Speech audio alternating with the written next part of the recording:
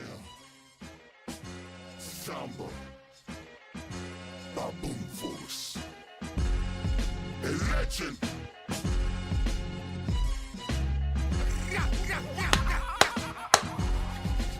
All right, we're live from the podcast app. Okay, GNL Zamba, Ben Wilkins. What's happening today? What's good, man? How you feeling? I'm feeling all right. I'm feeling good.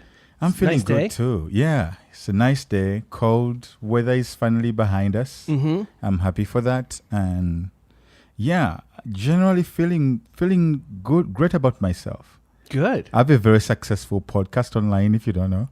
Yeah, that's right. I heard you can download it everywhere on the podcast app. Everywhere on... Yes, ladies and gentlemen, we're going to be available on all platforms really soon. We are waiting for a very big unveiling, and we're coming close to a season now. So big ups to us. Cheers, man. Cheers. Yeah. Is it gonna be on it says I cheers with water. That's a bad omen for the sailor. Oh, that's a bad omen. Oh, Jesus Christ. I need to untangle that. We need to untangle. Cheers. There we go. Cheers. Yeah, season 1. I don't think it's gonna be on all platforms though, right? You're not printing CDs, are you? Is that considered a platform as well? I feel like a CD is a platform. I think that's a thing of the past. Like, we're going to look at... It's just like right now saying all platforms, and you're like, are you putting it on tape? We're not putting it on tapes anymore, Ben. Welcome to the new era. Hey, some hipsters want that on tape. Hipsters needs to chill as well. There are some things they need to chill. Are you a hipster? I think you might be an undercover hipster. I might be the original hipster. Oh, yeah? A friend of mine from Montreal Yeah. used to call me and a friend of mine the original hipsters, because we were like into tight T-shirts before anybody else was. You know, I mean, at Okay, least we felt there was nothing original about us, but we felt original. You know? Yeah. Define hipster to me. Is it a person that wears really tight T-shirts that you can see their nipples? That's potentially one. Yeah, but not if you actually have like if you're jacked and like you have a good body. Yeah. Then it's not hipster anymore. It's like, it's supposed to be hipster. It's like the clothes are a bit too tight, but like you don't actually have a great body. Okay. I see that. Yeah. So, but what are the boxes that need to be checked in order for someone to be a hipster? A hippie, there's long hair. They have to believe the universe and all those other things, peace and love. Well, so now, what's the hipster box? It's changed a lot. Like the definition of indie rock has changed a lot. But I think the hipster box now is like you wear a scarf in the summer, and you probably have like really long facial hair, and you don't know if it's ironic anymore. You forgot. You might have grown a mustache to be ironic, but then eventually you started taking it seriously. You don't know when that happened exactly. You're really serious about third wave coffee and micro breweries. Yeah. And so basically you're describing Silver Lake. Oh yeah. Okay. But even more so like maybe like what's that other neighborhood up there? Not around Mount Echo Washington. Park? Echo Park, no, but it's even more. It's the one that's like Eagle Rock? Eagle Rock's pretty there too. Yeah. Yeah. No, but there's the one that's like the Mecca now, and they just got like a bagel shop, and everyone goes all nuts about it because they're like, oh, the bagels there are great. Yeah. Like What's that neighborhood called? I have no idea what the neighborhood is, but now that you're describing the type of people who would be hipsters, I see people like that everywhere.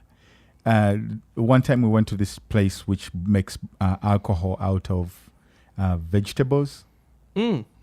Interesting. And is it herbs and vegetables? It's called apotheke. Okay. Their only redeeming quality is that the alcohol is really good, and the music they have over there is also really, really good. Well, that's good. So, yeah. That doesn't sound like a hipster spot. Yeah. Hipster spot sounds more like the alcohol isn't actually very good. It's average. It's a beer, probably. No, An they might. IPA. No. I gotta say they might have great beer. They might have great cocktails and stuff. But like, the music's gonna be like ironic and loud, or not that good.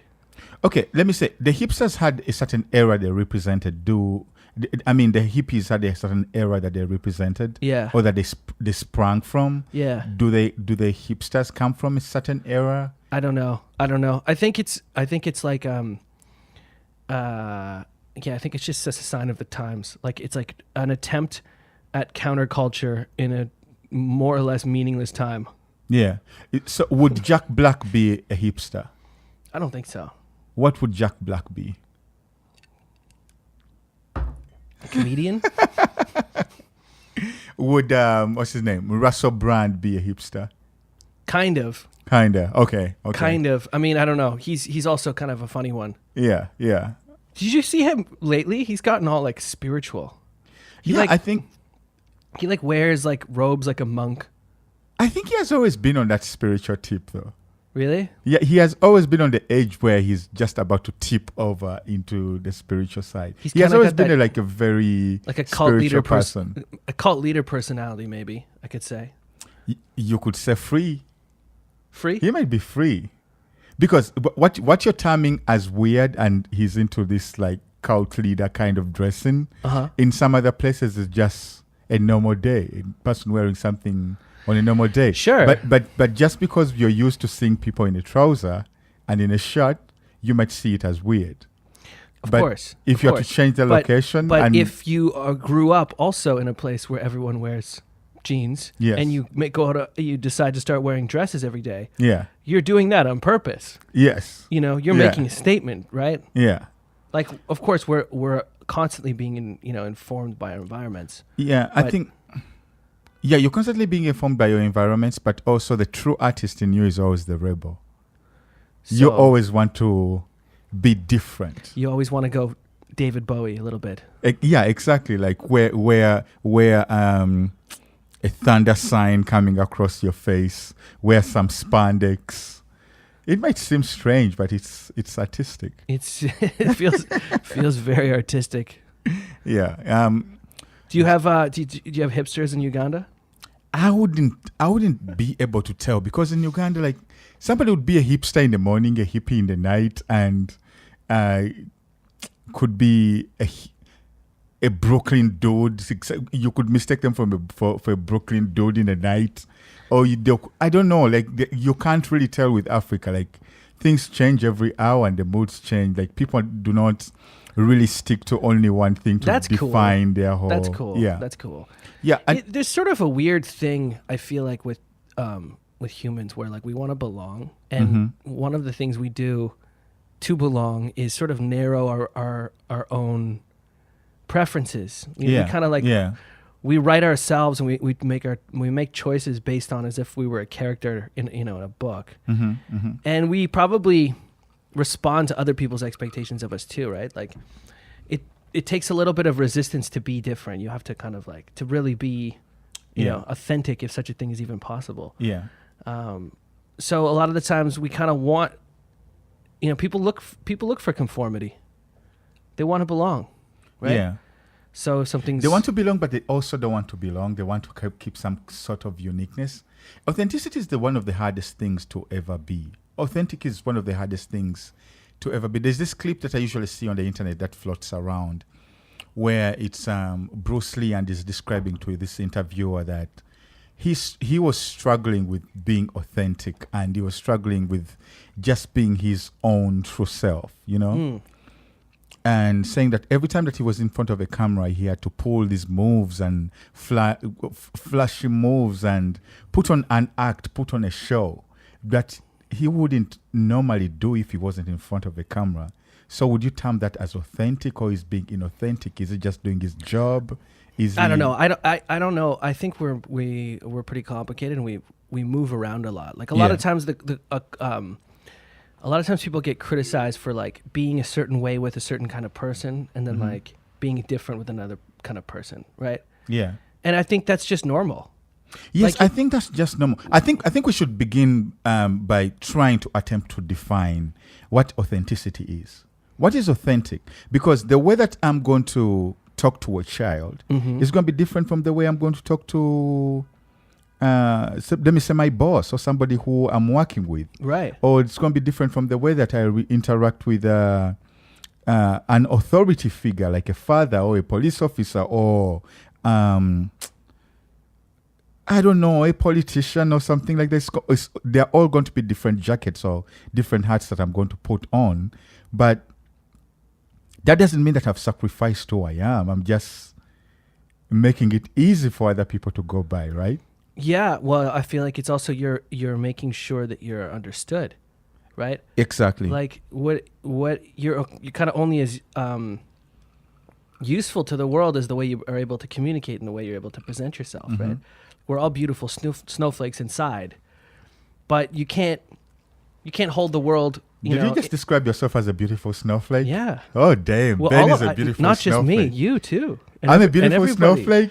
Well, damn. the idea that we're all like unique, right? We all have something special in us. Yeah. But the point is, I guess what I was trying to make is, if you're not able to communicate, if you're not able to demonstrate that to Yeah. people, then it's it's no wonder that maybe you get ignored or that people don't realize it, right? It's like it's your responsibility to try to figure out how to communicate. And yeah, it makes sense to communicate differently with a child than you would with your boss or your parents or your friends. Yes. Do you think we are ever going to go beyond the bias of just looking at somebody's appearance and discounting their thoughts? Or let me put it this way: Yeah. if a bum, I don't want to use that word, but let's say if somebody A bomb? no, not a bomb, not BOMB. I'm talking about. I don't even want to use the word. Let me just say, if somebody in tattered clothes, right? Okay. Homeless. Let's say Right. homeless now. Right. Okay. Comes up to you, Yeah. and he might have this very brilliant idea, Uh-huh. right? You might, and at the same time, a guy in a suit Uh-huh. approached you with the same idea.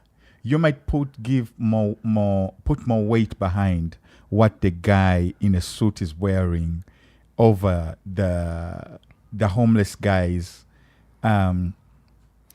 What I'm trying to communicate is that, are we ever going to go beyond the point of appearances and just listening to what the person is saying?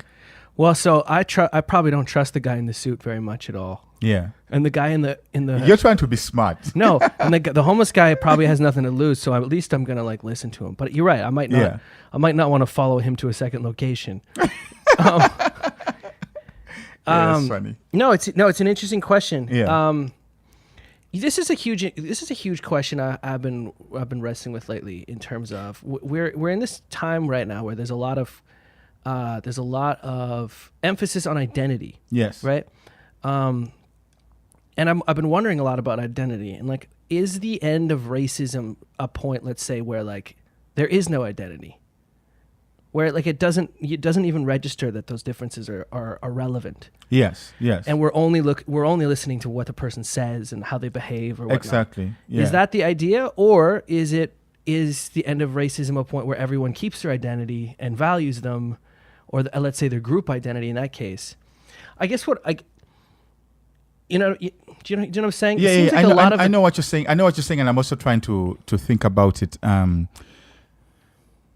Because at the end of the day, when people try to ignore the differences that our eyes see, I think that's not also authentic. It's not something. It's not real. You're just trying to deny, and you're trying to find a way of dealing with something that is there.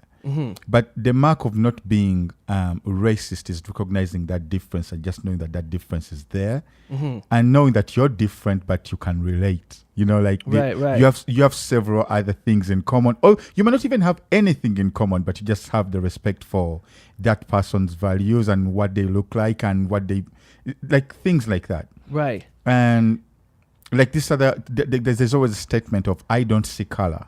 That's a lie. Because we all see color. We are not colorblind. Sure. But it's you seeing the color and that color not affecting your bringing something out of you that is the reaction that the society is looking for. Right. Yeah. So I guess so identity, race is a tricky one because it's like that's specifically, a lot of times dealing with group identity, and then it's also dealing with like the way a culture views another culture, or the way, so there's a lot of moving parts there. Yeah. I want to talk about more like what I'm wondering about more is like personal identity. Like when a person starts to identify, as a certain thing, Like, oh, like I'm a language guy. Like I learned some languages. Yes. And like why did that actually happen? Right? Like did it happen because there was some cute girl I knew that was taking a language class, and I signed up for the same class? How many languages do you have to know to be a language guy? Right? Yeah. Well, these are the sorts of questions. And let's say like eventually, so let's say what initially motivated me was like I found out some like cute girl was going to take a class, so I took the same class. And then I became a crazy linguist and ended up translating 30 books in 20 different languages, right?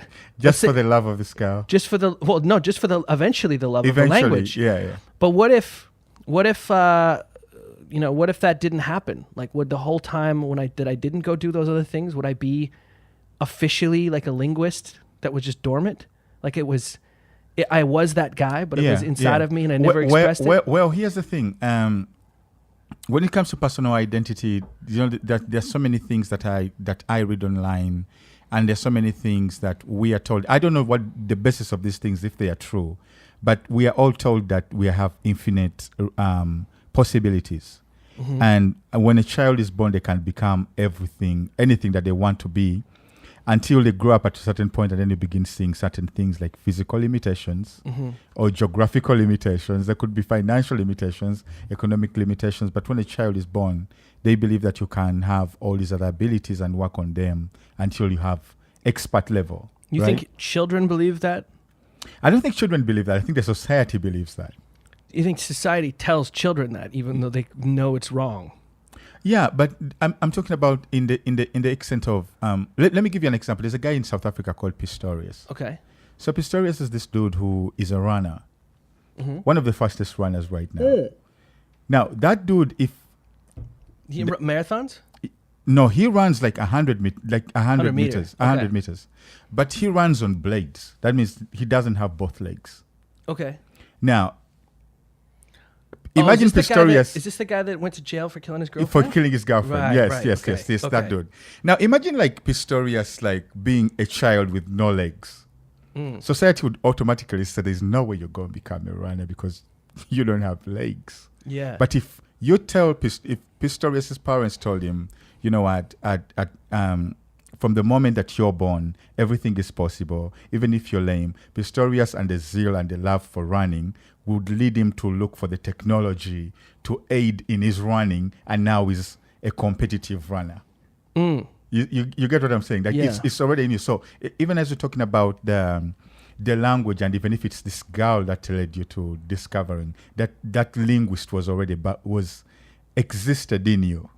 It was until you acted upon or something inspired you in the direction that you discovered that. But how much weight could your identity then have? Like, if those things in your life that made you become a trumpet player or a linguist or whatever it is that you're a rapper, whatever you end up being, if those things didn't happen, presumably you would have become something else. Yes. Which is presumably also a dormant part of your personality and your identity. Yeah. So I guess part of my thing is like, what is the source of our need to have an identity?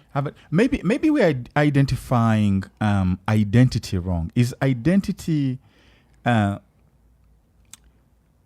the identity aside of what do you do when we meet at a party is different.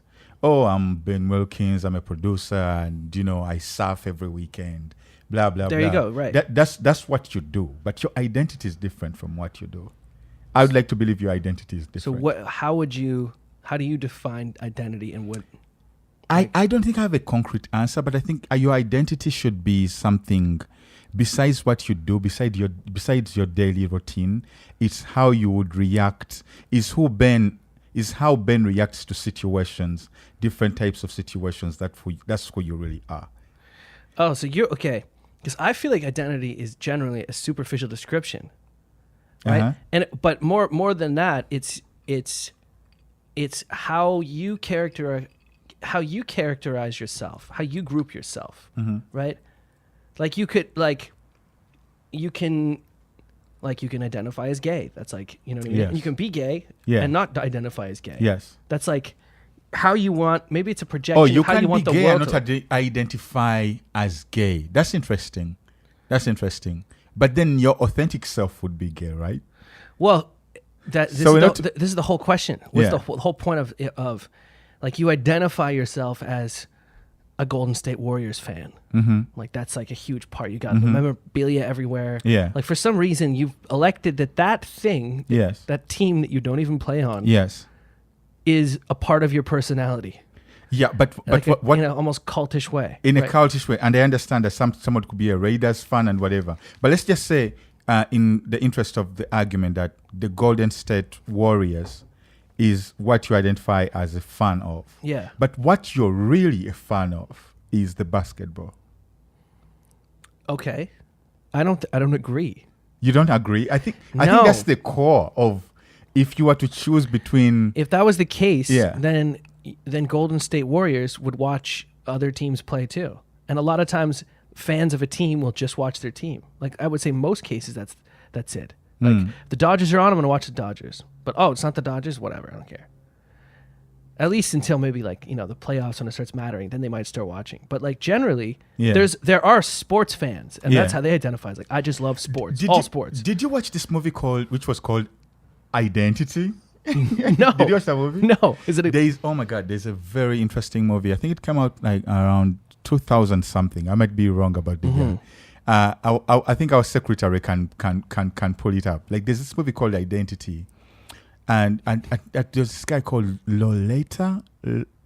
Oh fuck, I'm butchering the name. The same dude who was in Goodfellas, the mafia movie, the guy with those piercing eyes. Okay. Yeah, but this movie is basically about multiple personality disorder. Okay. And in the whole movie, they are trying to show us several different characters. Mm-hmm. And the investigation goes on, and he's trying to find out who killed, who committed the murder. Right. And at the end of the whole movie, we end up with this one guy in the court stand testifying, and all his characters are beginning to show that all along it was the whole movie, and what was going on was the lawyer trying to prove that this person had the multiple personality disorder. So my argument here would be that you would have this person who is a Golden State Warrior fan, right? Right. But if the Golden State Warriors, for some reason, the team were to close down, he would still find another team to support. So right now he's playing the character of I am this fan. Okay. But at the bottom, at the core of all that is he's a basketball fan. Okay. So he would exist in another time. Yeah, but you could also say that he's a sports fan. That's his thing. He's a sports fan. So if the Golden State doesn't exist, he's going to find another team and put that same tribal energy into that team. Yes. But and because he needs to identify that way. Here's okay. Let's just zoom out for a second again. Exactly.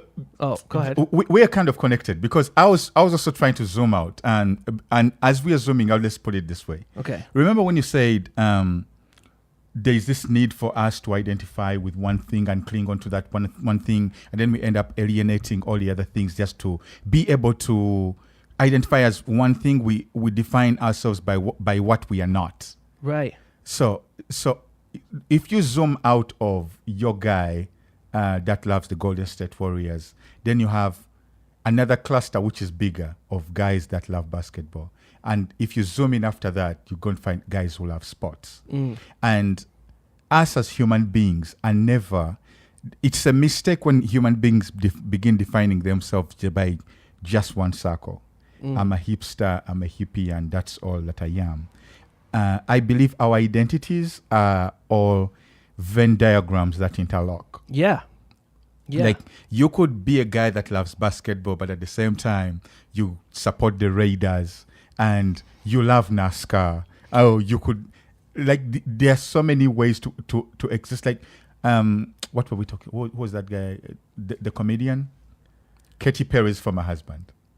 Russell Brand. Russell Brand. So Russell Brand probably has like these interlocking circles where he somehow wants to be a rocker. He wants to dress like a woman, dress like a guy from India. He wants to do comedy, but he also wants to be a philosopher.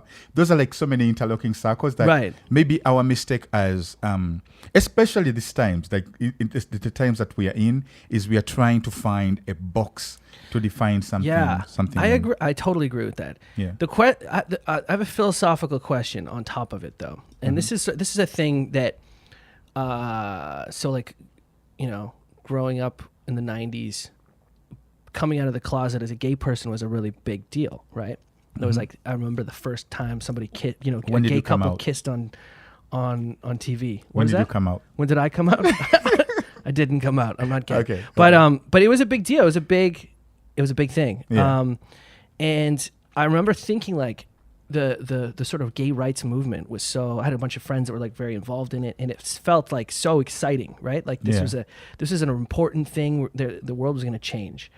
But then and identity, like when people did come out, it was like being out was such a big deal, and it was like this community and this fight that was an important cultural fight to be a part of.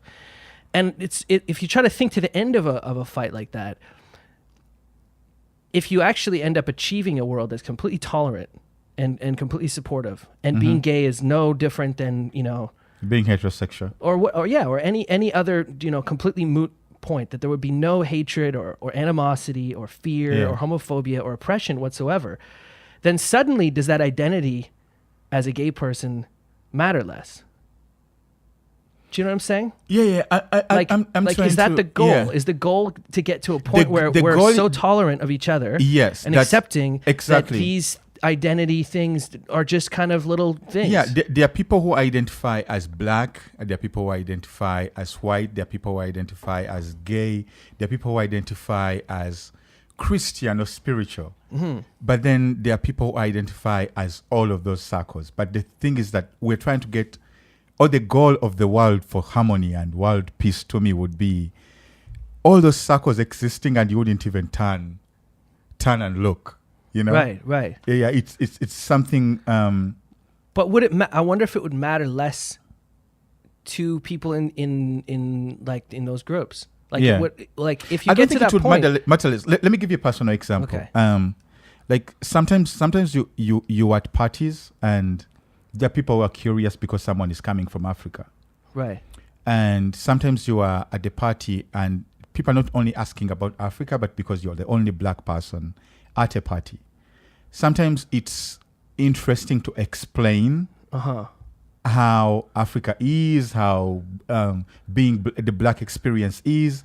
But then sometimes you just want to turn it off. You just want to have to talk about the music. Yeah, the you music just that's be playing. A guy at the party. I don't want to hear about, I just want to talk about DMX in the 90s. I want to talk about, I want to talk about Nas. I don't want to talk about being black. I want to talk about science right now. I want to talk about psychology. So sometimes it becomes exhausting that even if you don't want to identify with anything, and you just want to exist, just simply exist. Yeah.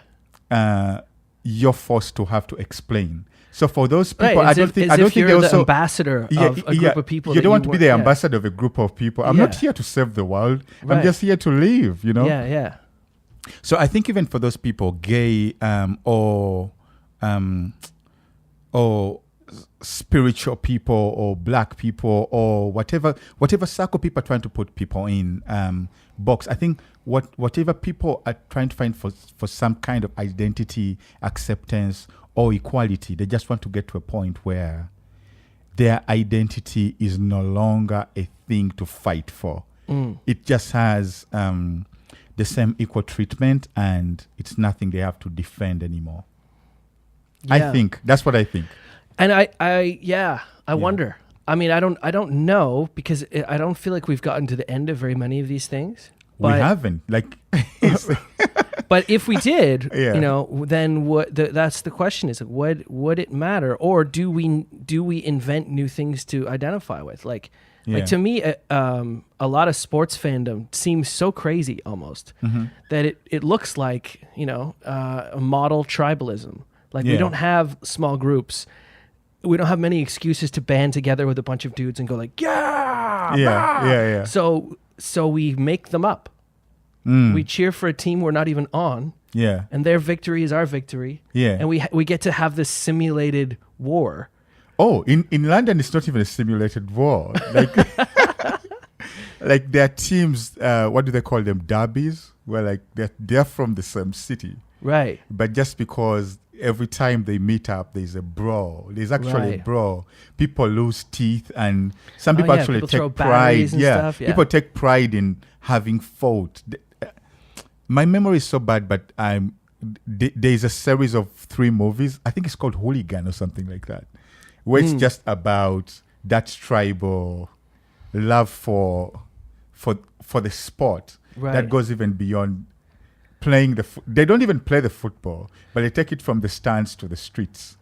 Right. Yeah. But I would assume that because we see hyper fandom in like every culture, but maybe only hyper violent fandom, especially in like the UK or certain places, that that's probably got a more violent tinge on it, because that's like a cultural pent up thing that's using the fandom as a vehicle, right? Yes. I mean, it's kind of interesting actually that like you could say that American culture is more violent in that there's more homicides, there's a lot of violence in this country, but not as much at like sports events. Like people are pretty. At sports events is different in this country. I wonder why that is. Yeah, it's something that needs to be investigated. It's very good that you bring it up, because like where's if the source I was even of the about to agree that America is not really that violent. I don't think it would be that violent if the tools were taken away, and by the tools I mean the guns.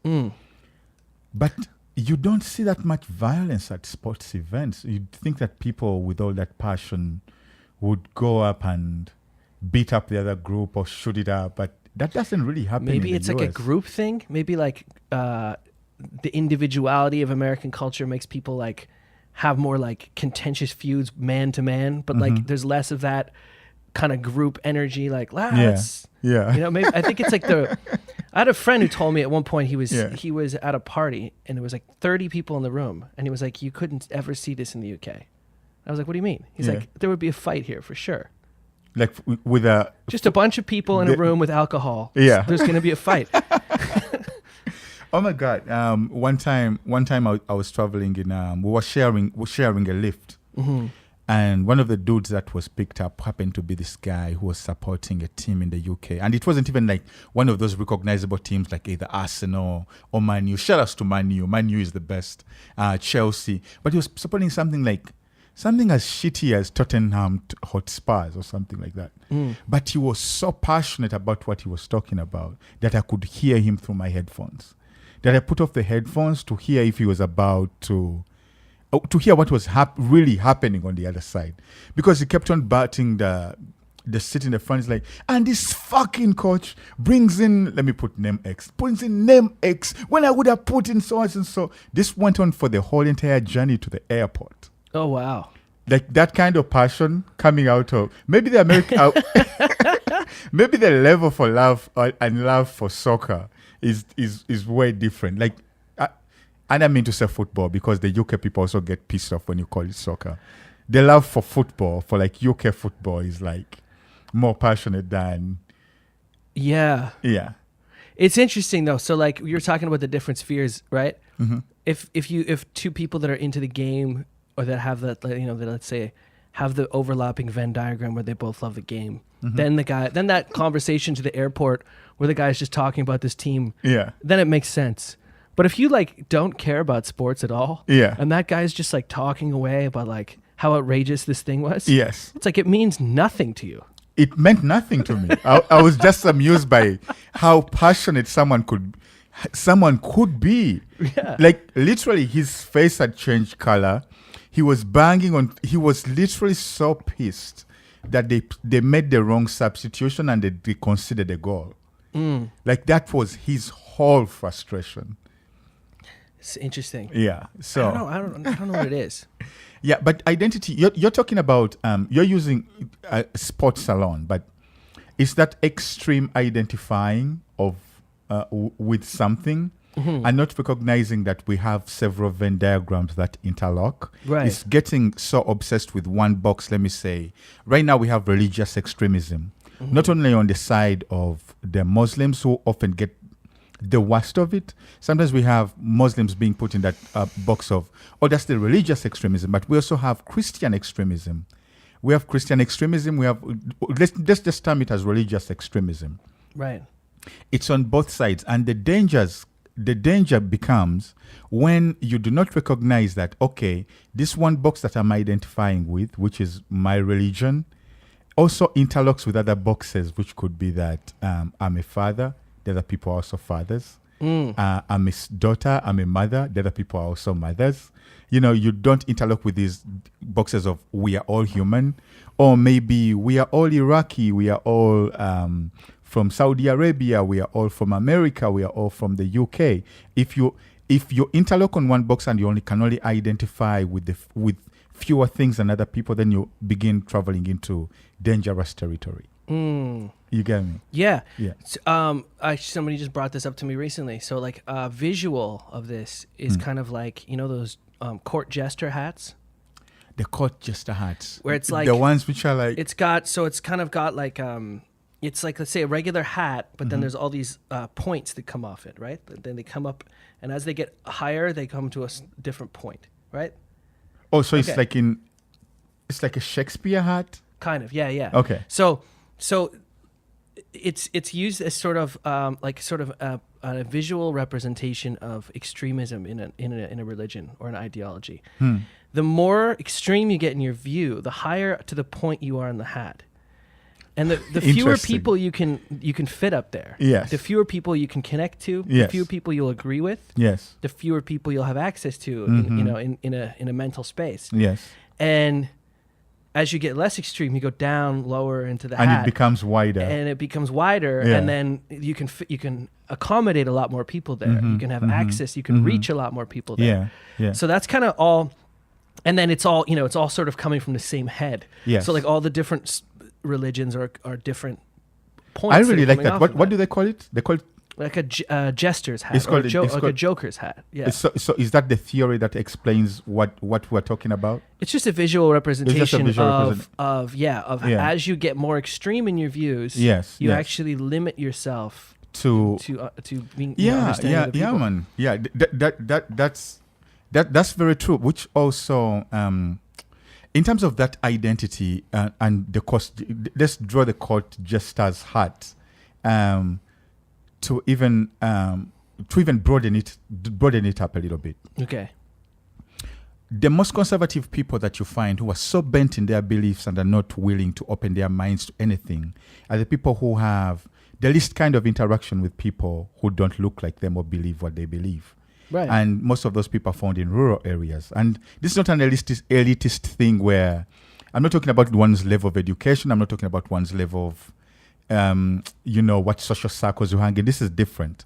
I'm It's just just talking about who how you're many people exposed do you to. come. Yeah, how many people are you exposed to? How many people who have different beliefs do you come in contact with? Yeah. So you find that in the most conservative areas, rural areas. In the most rural areas is where you find the most conservative views. Right. And the more you move into urban areas, much as they're conservative, they are fewer. And then more liberal people. Yeah. You find more liberal people than you find conservative people. Yeah. That means that in the city, you find more interlocking circles of people who come from all walks of life and believe different things. Yeah. That liberalism begins being born, and you care less about the few things that you have more things to focus on. Right. You begin identifying with more things. So you begin saying, we are all fans of the Spurs, but we also love to go hiking. Yeah. And then, this other person loves to draw. I love to draw too. Or this food is amazing. Oh, this in food is country. amazing. We can actually.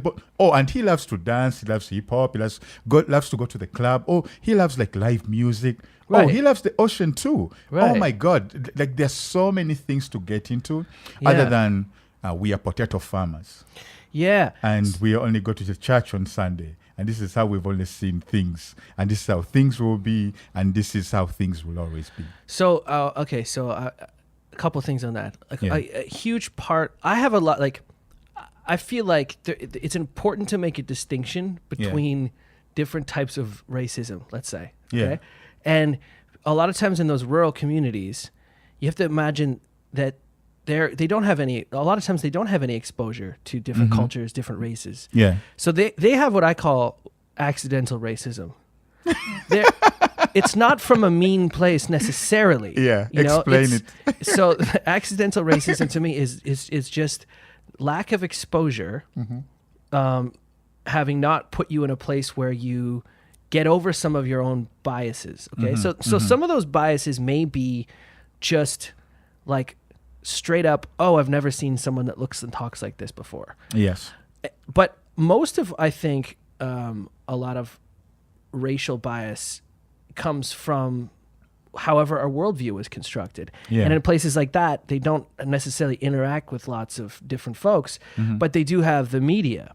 Yeah. And when they see on the news that like a black man did this and a black man, like that's what they see all the time. Yeah. They're going to at least subconsciously build up the sense of like, oh, these people that I never see seem to be doing some dangerous things, right? Yes. So then they actually have something working against them where they have not only no exposure, but they actually have kind of a consistent inundation of the site of this sort of demonization of this different kind of person. Yes. So that when you wander through that town, that's what they see. Well, they see a black person, let's say, they're like, oh, I don't know what that is. I don't know if I can be friends with this person. Yeah. The only thing I know about this is what I see on the news. Yes. Which is, clearly pretty biased, it's message oriented. Yes. So that's immediately going to put you at a disadvantage. But I don't necessarily think that is like, that's kind of, like I said, accidental racism. It's not because they love to hate. Yeah. It's not because they're like, they're white supremacists necessarily, or they're even bad people. Yes. It's just that their entire life up to that point has not presented them with any real life experience that would allow them to actually be like, oh, no, this is just a person. Right? Yeah. So on the cut, just as hot, they are on the tip. Yeah. Okay. Well, no, they're not. They're not on the tip because they're not ideologically up there. They're just their bubble is smaller. Yeah. And their real life bubble is smaller, and whatever's not there is filled in with the media. So it's just kind of going to be generally maybe a little bit less developed, which is different than if you grew up in a school where there was lots of different kids going to school. That's different than, like, to me, if I went to some rural place in Idaho. Yeah. Or let's say you go to a rural place in Idaho, and you. Where's Idaho? The only thing I know about Idaho are potatoes. Yeah, they got potatoes up there. I went there and most devs saying they must amazing. smashed it like an Idaho potato. Okay, so here's a question: if you went to Idaho, and someone said something kind of, distasteful to you that you felt was a little bit racist, do you think that would be like more offensive than if somebody said that who was in LA?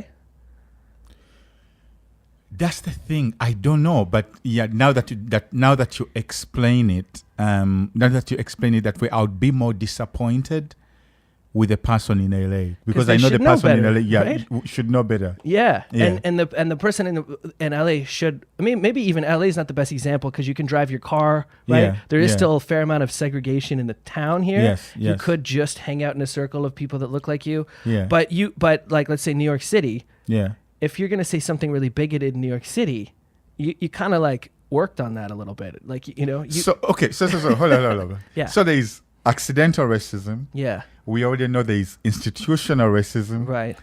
What could be the third? Have you worked out? So and what I'm saying is, well, then there's like real hate-based, where like, there's no explanation for it. It's just red hot hatred, racism. Yeah. And they're often painted like with the same brush, and I think it's important to get the difference because we can all condemn the hatred, racism. Yes. That's like the stuff that leads to genocide. That's the stuff that's like horrible. Humanity would be so much better without it. And we can all anyone with any sense can condemn that. Yeah. Right. Where it gets tricky is when people who are like, let's say, guilty of the accidental racism are thrown in with them.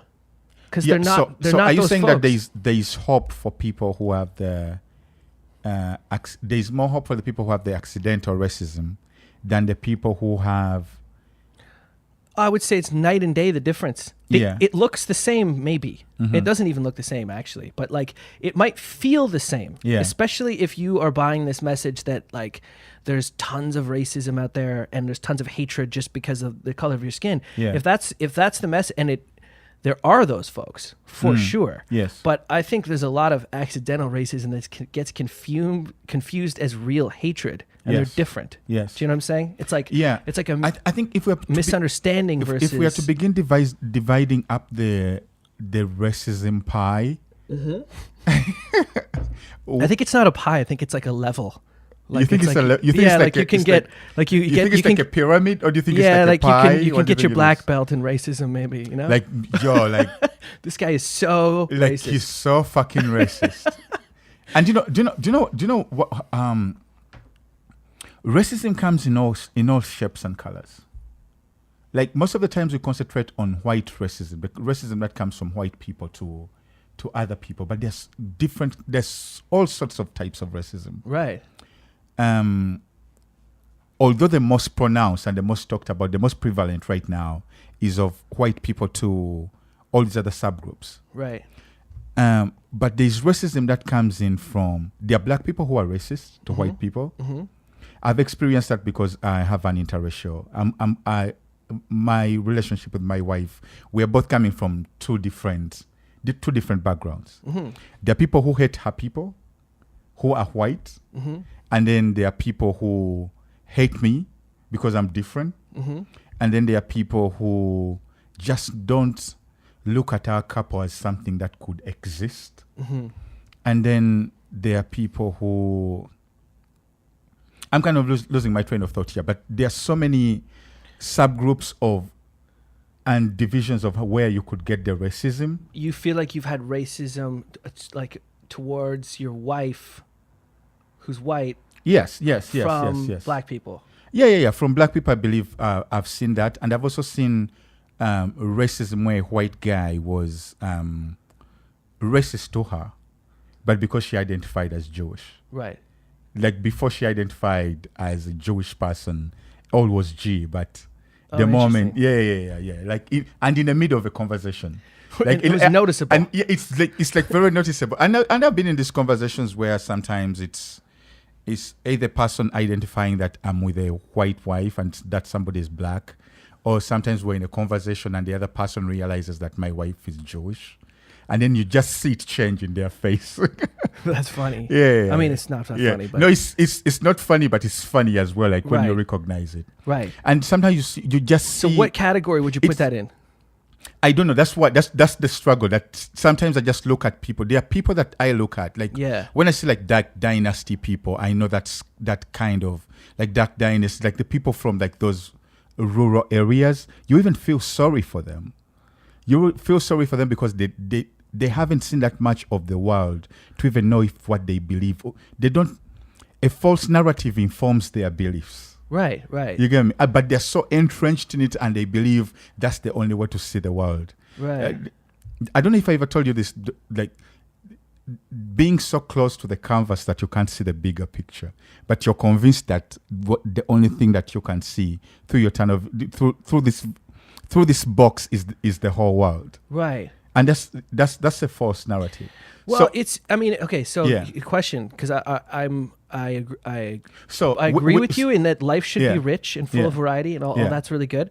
But but I also think if you just happen to grow up there, and Yeah. what you like to do is work on a farm, and you know your community, and you're a good person in your community, maybe you volunteer for the fire department, Yes. and like you haven't interacted with many like, immigrant folks, Yeah. and so maybe you carry around a little bit. Maybe you don't, but maybe you do carry around a little bit of, say, accidental racism. Yes. Is there anything intrinsically wrong with just leading a simple life out in the country? Like, And being racist? being accidentally racist. Yeah, there's something wrong with that. I think they say ignorance is bliss, Uh-huh. but if your ignorance impacts upon how you treat other people, because But you don't, let's say you don't treat anyone badly because you don't actually interact with anybody. Okay, but here's the thing: eventually accidental racism becomes real racism that transforms into hatred. And okay, let's say that person who is having a good time on his farm and doesn't interact with anybody else. If something, for God forbid, his neighbor comes and does something to his family, Yeah. he wouldn't look in any other direction to investigate. Yeah. His accidental racism might lead to, or who is new in this town, who doesn't look like me, who is staying around in the next, what do they call them, motel, who's staying around, oh, this truck driver, he must have done this to my family. Because the danger in letting the accidental racism in not combating that is that it eventually becomes fatal. And if it doesn't become fatal, that person is going to point to somebody who is the circle of accidental racism might emerge with the institutional racism to cause a danger in the society. Right. And the moment it poses a danger to somebody of another race, whether it's the Chinese, the Japanese in internment camps or whatever it is. Sure. So I agree. Yeah, that's a very valid point. That having it lay dormant is not a great thing. But I don't think, let's say, it necessarily grows on its own either. Yeah. Like it takes a catalyst. It takes someone like Trump to be like, hey, the real problem here is that the immigrants are taking your jobs. Yeah, but just like you said, that's like the news. Right. So not only the current president, but it could also be the news. Right. Spreading a false narrative, something which is not investigated. And you just need a catalyst, something small. It could be a trigger. Right. It could be a crime where the police would not even look anywhere else. Sure. And that would be injustice on the side of the person who is being accused. Right. It could be an immature somewhere. But going back to the point where you said that if it's left dormant on its own, where it's like chilling on its own, it's like accidental racism, is just drinking his moonshine, cruising his tractor, and playing some pool in the night. Occasionally maybe saying something really distasteful, but like it's not from necessarily a place of hatred. Yeah. It's just from a place of lack of exposure. Lack of exposure, yeah. But it's just like, do you know how like some behavior which comes from that ignorance or that they're not knowing, and then you get to realize that it has been oppressive. Explain that. Let me explain it. Like how long did it take for the Chinese people to know that tying women's feet is really, really bad? I don't think they learned it. I think Mao Zedong liberated the country with the communist revolution and then outlawed it. It's like, fuck that shit. They did that in one fell swoop, yeah. Yeah. So even for the US, like this, imagine like tying somebody's feet, I would equate it to how minority groups feel in this country in certain areas. And in terms of how the institutions act and what you're afraid of what is going to happen to you. It's just like being that child who is afraid of, or when my auntie comes or when my mother comes, they're going to tie my feet so they become smaller so that I can fit into this society or fit into these shoes. Right. So it doesn't look like it's harming somebody, but it's there. It's like a constant... Okay, so here's a question. There. You just said that you felt racial tension on both sides because of your interracial marriage, right? Yeah. And I put through this concept of sort of accidental racism that is not good, but different than fully hatred racism. Yeah. My question is, have you ever interacted like where the person who maybe at first was, it was a novel thing that they were, talking to an African or a black person, and then that they let something slip? No, not necessarily, but that you felt that there was a little tension at first. Yeah. But then as soon as you interacted with them and they saw that you were a cool guy, that their paradigm shifted. Like what we're saying, we're going to try to say that those folks are like that because of lack of exposure, right? Yeah. So do you feel like you have in any kind of real world way interacted with someone who didn't have a lot of exposure, and that you feel like at the end of it, they were a little better off, like they. Oh yeah, they were most better. definitely, and I'm not going to even put it. You're very right. Sometimes I even take it upon as my responsibility so that I confront that, not in an aggressive way, Right. but in terms of having a conversation with such a person, so that I could alter their beliefs. You know, Right. You want to leave them with a good impression. and leave them not only with a good impression, but I want to give them with the right impression. Right. So sometimes leave alone only people who are from villages. Also, like also in urban areas where you have like land people, where you have like LA, New York. Let's say LA, New Yeah. York. Yeah. And I've noticed this in mainly phone calls when I'm trying to run my company and I'm trying to book venues or book gigs or book all these things, or have a graphics designer design the right kind of artwork that I need for my projects. So you find that the moment you mention that you're from Africa, a switch, it's kind of switch like happens in their head, and they begin thinking elephants and leopards and people running around with spears, and they start thinking that they can give you poor quality work. Oh, weird. They begin thinking that they can get away with shit. So that happens a lot as well, not only in conversations of which are like just out there in the open, but sometimes people just expect that, oh, I'm a musician from Uganda. Or I'm a businessman from Uganda, and I'm in LA. I'm trying to book such and such a venue. Da, da, da, da. If my wife were to make the same phone call, they probably recommend a Greek theater. But if I were to mention that I'm from Africa, they're going to recommend like some shitty place which is run down, and like the lights don't work and the toilets are shitty, because they assume that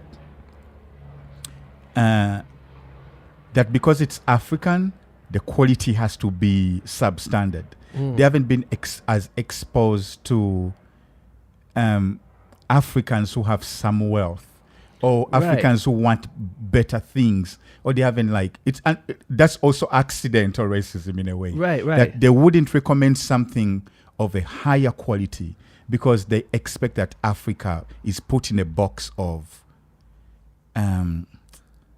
Africa substandard third world. Yeah, that's the box I figure. Right. I think this is where it They fits. think like Live Aid, and they think like They think footage you Live see Aid, from, like, exactly. They think UNICEF instead of thinking, this is actually a partnership I could make money on. My dollar is worth the same as another person's dollar. Yeah. But me mentioning it with an African accent and me saying I'm an African, they might start recommending shit with substandard. So sometimes I have real conversations with people on phones. Yeah. Like where it's meant to take, whether the job was meant to have taken like 15 minutes and the person gives you your work back and they expect to do some shoddy work and hand it to you, I take it back and it becomes a conversation as to why I'm not going to accept substandard work. Yeah. And as to, it becomes a conversation of an hour. Okay. And usually when I enforce that, I do it because I'm not only doing it for me, but I know several other kids are going to come behind me. Right. Or some other Africans are going to want to try to do business in LA or London or somewhere. And this person is going to be interacting with those other people. I want them to be treated with the same kind of seriousness. Yes. Yeah. Yeah. Awesome. Yeah. Good. So it's like, I get it. I mean, I probably don't get it at all, but I've learned a lot in this conversation. Like exactly. Like there's a weird, you don't always want to be the ambassador of Africa or being a black man or whatever. Yes. Sometimes you just want to be at the party. Yes. But then there's sometimes the responsibility to try to leave the world a better place than you found it. Exactly. And maybe change a harder mind in a non-aggressive way if you can. Now, in the best way to put it, like imagine I've been trying to do business the whole day. Yeah. And going through those hurdles, because if I'm calling a venue, I'm calling the sponsor, and I want a sponsor at my event, and I'm trying to get someone to come and interior decorate the place. I'm trying to have the best kind of service at my event. Yeah. But going through all those hurdles and all these people, all these service providers, I have to explain that I'm not going to accept that shitty work just because I said I was African. And it's a conversation which I do not want to be confrontational, but I have to kind of educate you as to why what you're doing is wrong, Right. because you have better, you can provide better services. I've seen you provide better services for other people. Right. I demand the same services. So I try to explain. Now imagine at the end of the day, I've gone through like 10 conversations, Right. and I'm at a party where I want to decompress. Yeah. And then when I'm decompressing on my very on my very first beer, now I'm with Ben. We are talking about Shaka Khan and the bass which plays on that song "Ain't Nobody's" the best shit. And in the middle of that conversation, somebody hears the accent and is like, "Oh, you're from Africa? Where's Africa again?" I don't want to do that. Like, Right. Like Yeah. I'm at the point where I think I've done my bit to society and I'm exhausted. Now I don't feel I think it's defending. like anyone who has an accent Yeah. will eventually learn to loathe the question. So where are you from? Because it's just like Sometimes it's really nice. Like, no, where it's you not, from? it can be nice, but like Yeah. I knew that from when I was living in China for a little while. Yeah. That was all. There was like a conversation I could have with. I've probably had with like 1,000 people, Yes. and I can recite both parts of the conversation. Like, Yeah. oh, what country you from? I'm Yeah. from Canada. Oh, no way. That's cool. So how long you been in China? Oh, Yeah. this long. It's like the small talk Yeah. conversation. It's all the same, right? It's exactly the same. To the point where if you get bored, you just try to ask the question they're going to ask with them at the same time. So you're doing both parts at the same time. That's my favorite. That's funny. That's funny. What part of China were you in? You were in China? I was all over. You speak Chinese. I do. What does ni hao mean? It means hello, but it also means you good. Yeah. Like you're good. Yeah. And Like you ni know hao, what? ni And you know hao. how you draw the character for good? Yeah. It's the character for woman. And then the next to I'm the character thinking for woman. hieroglyphs in my mind. Like it's different. Like it's obviously it's written different, right? So it's a sort of drawing of a woman. It's the same character used for the How word do you woman. draw a woman? My perverted mind is running. It's like yeah. so it's like a sideways. It's like a sideways bracket like that, Yeah. Like a And then greater you go than across. less than sign. like a less than sign with with then like a sort of more greater than sign going across it, kind of. So it's like two V brackets. Kind of, yeah, but they're sort of offset. Yeah. And then beside it is the character for son. So the word good Yeah. in the character is a woman who has a son. You're kidding me. That's dope. It's kind of like old and ancient like thing, you know? Yeah, But yeah. a woman with a son that's a concept of good. Too bad about all the Wow. daughters. Too bad about all those Chinese daughters. Yeah. Now I see. Now I see. Times have changed, man. Times are Yeah, changing. they have. We were at a party and there was this young Tanzanian boy who was speaking Chinese. And like if I could reverse time, like right now I would go back to a time where I could like easily learn a language. Right now I don't think I have the time to like take on a new language. But if I were to take on a new language, What one would it be? would either be Spanish or Chinese. Yeah, for me, it would be Spanish or Chinese. How about you? You speak Chinese already. You speak English really well. I speak French, but I would probably try to learn. How good is your French? It's conversational. Okay. I'm not gonna get the author award. My writing's not very good. You're not gonna You get know, there. I make mistakes in it, but I can Yeah. definitely function fluently. Okay. So what language would it be? What would you add? in? I always actually on the list. Well, so Spanish is an obvious one. Yeah. I can sort of speak it, but it would be great if it was a lot better. But I always thought it'd be cool to learn Swahili. I think Swahili.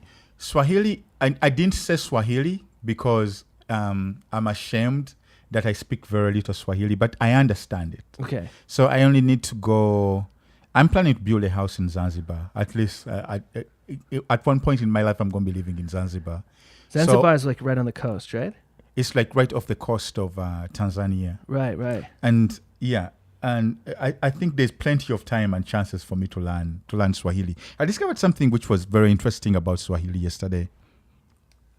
So I always thought Swahili was as a language that developed out of the intermarriage and intermingling of people from Middle East and East Africans. but actually it's a Bantu language that borrows words or uses words from the Arabic. It was first written in Arabic. Like its transcription or being written was in Arabic, and it also borrowed words from the Arabic. Is it a lexicon? What would it be? From the Arabic language. It also borrows language, but it's an indigenous Bantu language. Interesting. Yeah, I was doing some research yesterday and then landed on that, which I think is really, really interesting. Swahili is a very beautiful language. It's beautiful, and it's relatively simple grammatically too, right? Like the structure is really good. And I heard that they don't have a Q and an X. Isn't that interesting? It's nice. Does Chinese have a Q or an X? It does. Ki?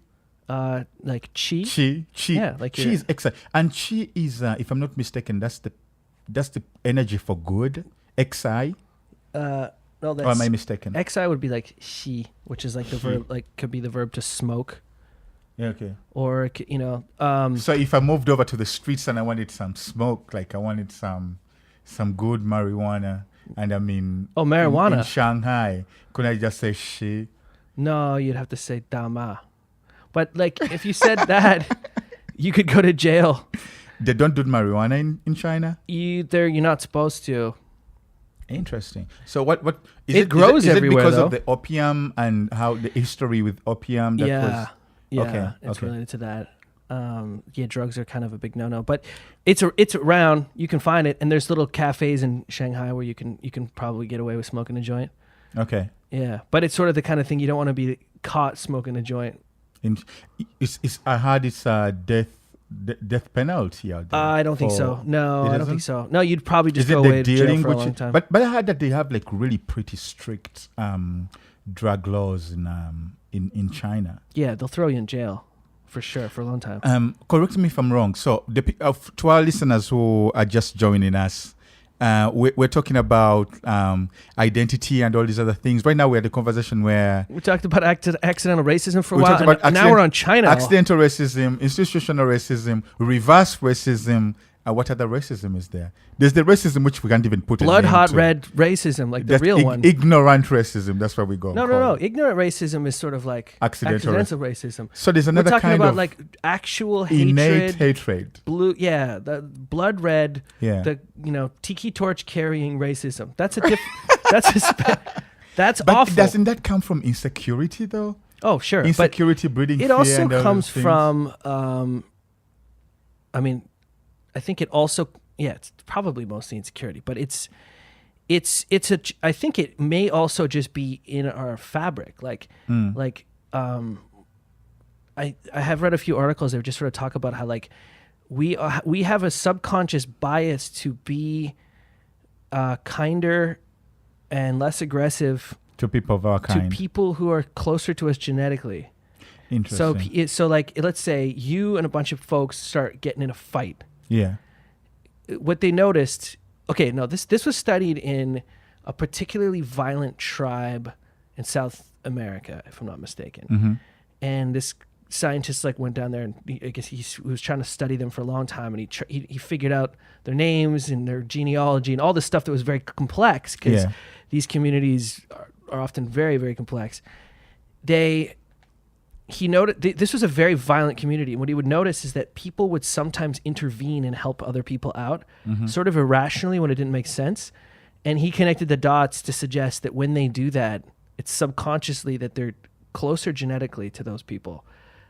So like as if there maybe our genes are like a machine that drives us subconsciously. Yeah. The idea that like you'll do something for your cousin that you wouldn't do because your cousin is partly you. It's part of you.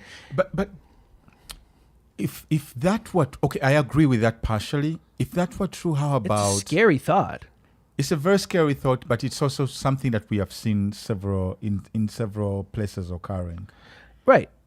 But how about when they talk about the violence in the black community? Why is it that the black people don't identify with each other?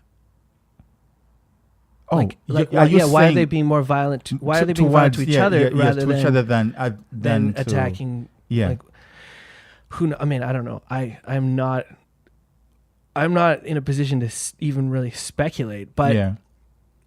it seems that a lot of this seems that violence sort of ends up urban violence, let's say, ends up being concentrated in an area where there's economic despair, where there's maybe a broken down family structure, Yes. where there's like not a whole lot of other options. Yeah. And then violence just sort of turns on itself. So it's not like if you were a white guy in that neighborhood, you'd have it that much easier. You know, everyone's likely to accidentally get shot in a neighborhood where there's a huge amount of violence. I was watching an interview of Ice Cube where he's talking about it isn't that black people are more violent, but it's just because it's what's reported most. But you also have violence in other places and in other countries where it's like white on white violence, which is as reported. He cited an example because it was like a 1993 interview, and he's like, look at Bosnia or look at Yugoslavia. So he mentioned like these Eastern Europe countries, and he also said, look at. He had several examples than I can mention. But going back to the conversation that we had earlier about we got to wrap this up pretty soon. Yeah, we got to wrap this up pretty soon. But I want to revisit what we're talking about. We're talking about the drug laws in China. I wanted to revisit that before we wrap up. Real quick.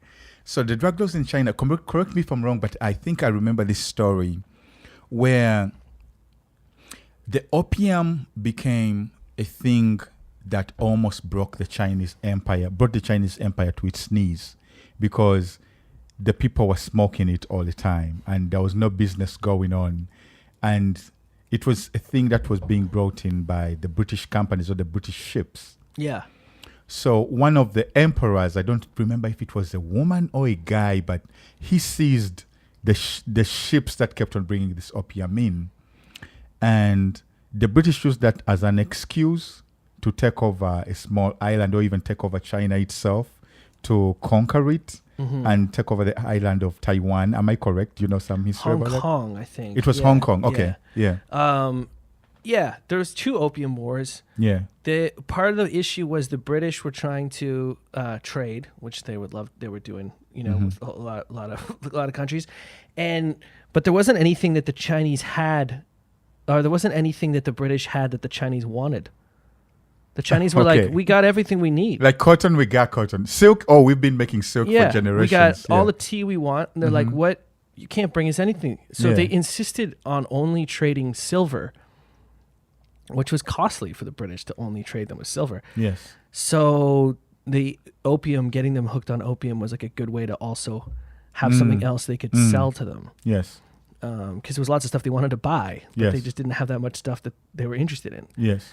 And then there was 2 different opium wars that I believe that lasted around a decade each. Yeah. It was, there was moments where they like threw all the opium balls that they came in carts into the sea. Yeah. And there was a lot of just people chilling in dens. Yeah, but all in all, so it ended up being like a very violent war, and China lost Hong Kong. Is China, that how it happened? I think it was sort of forced to like let Hong Kong's going to be a British trading port, and that's that. There was other cities too. Macau was a Portuguese trading port, and there was Qingdao was like a German trading port at some point. Yeah. Oh, so China had all these people visiting. So they had the Portuguese, they had the German, they had the British, but they weren't interested. Like they were so advanced for so long that when Westerners showed up with all this like crazy new technology, the emperors were not interested. They were like, no, they were like just not into it. They were like, they brought over like a camera, a steam engine, and some other crazy new technology, like a telescope or something. Yeah. And the emperor was like, I think this was an empress. I think she was like, about the steam engine. She was like, hey, this is a big loud dragon that eats so much coal. And it breathes so much fire. I'm not impressed. And she was like, I don't like it, throw it in the lake. And they did. Wow. And they weren't impressed with the photograph. Like, but that was because they were, a bunch of, it was an empire still. I had that by the time Marco Polo went to China. I don't remember what they are is. You might have to go Google this, that they already had ice cream. Oh yeah? They already had ice cream, and they were already using sticks, and they called him a savage for using his hands. Yeah, he probably was. But yeah, and then Marco Polo brought back noodles Oh, he brought the noodles. to Italy. They didn't have noodles before that. Interesting. Yeah. Oh, damn. So there we go again. This is the Zambaland podcast, having interesting conversations and discovering how many things get spread when people and circles begin intermingling. And the moral of the story being, the more you travel, the more you experience, the more your mind opens up, right? Sure. And the more people that you meet, and the more your biases and the hatred and the things that bother you about other people become almost irrelevant. And you begin having more love in your heart and more peace when you begin interlocking circles with other creative people, other people that love what you do, as long as when you begin interacting with other humans and with all these circles, you begin seeing how many commonalities, and you begin identifying more as a human being other than what you believe and what you do. And I believe that's what creates a better society.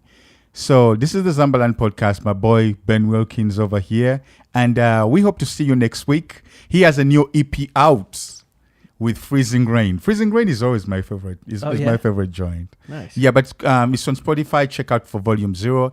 Zambaland podcast is going to be online everywhere starting from next week. So that means you're going to be able to go to your podcast app and check it out. And yeah, see you next week. We love you, and stay human. Identify as human above anything else. See ya. Bye. A legend.